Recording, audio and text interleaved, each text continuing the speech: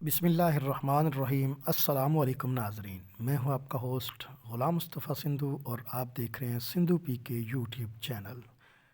ناظرین، ایک افسوسناک خبر سے آپ کو آگاہ کرتا چلوں، پاکستان کے معروف عالم دین مولانا طارق جمیل کو اچانک دل کا دورہ پڑا، جو کہ اس وقت کینیڈا کے ہسپتال میں زیر علاج ہیں۔ ناظرین، تفصیلات کے مطابق آج مولانا طارق جمیل صاحب کو اچانک دل کا دورہ پڑا اور انہیں فوری طور پر کینیڈا کے ہسپتال میں منتقل کیا گیا۔